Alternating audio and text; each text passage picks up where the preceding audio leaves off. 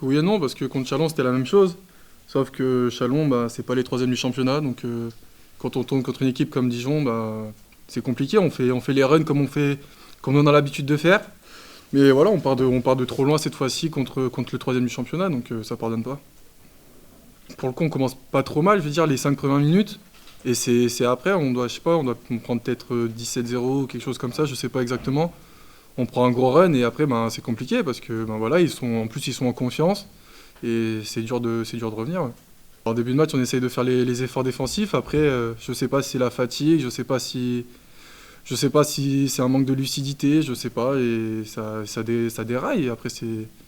Après on cravache pour revenir. On arrive à revenir, mais voilà quoi. Comme j'ai dit, on a l'habitude d'être dans cette situation, donc quand on est revenu, on y croit dur comme fer. Et comme j'ai dit, Dijon, déjà d'une, c'est le troisième du championnat, et de deux, ils sont en confiance. Donc derrière, ils mettent les tirs ouverts et voilà, c'est dur. Oui, il y a deux façons de voir les choses. Soit on voit le verre à moitié vide ou à moitié plein. Donc ce soir, on peut pas dire que les gars ont lâché quoi que ce soit.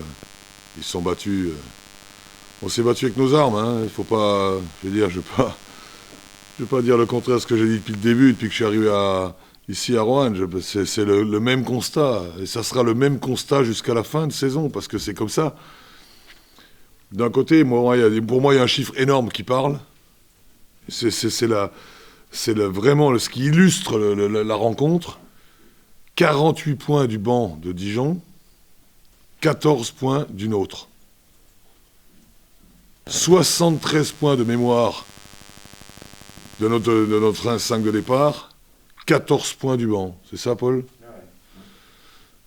C'est pas possible.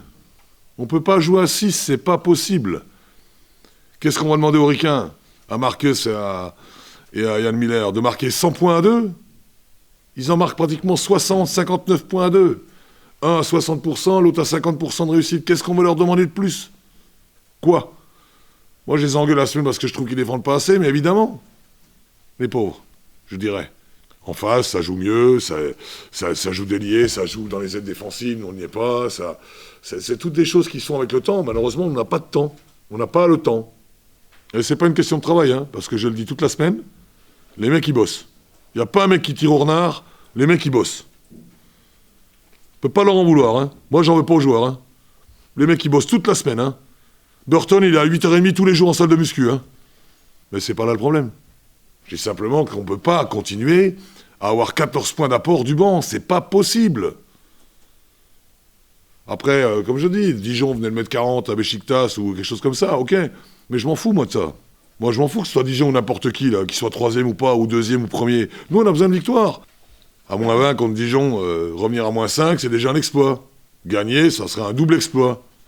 Après, les bruits de couloir, oui, il faut prendre un 5, il faut chercher un 5, quoi que je fais quoi. Si les 5, il y en a longtemps qui seraient là, hein. Je rage intérieurement, depuis le début, mais c'est comme ça, faudra faire comme ça, et on va trouver toutes les solutions possibles. Mais c'est franchement, il manque. Quand on voit ce qu'on fait ce soir contre Dijon qui est troisième, on se dit qu'avec 1 ou 2 joueurs de plus, on n'est pas loin, quoi. On n'est pas loin.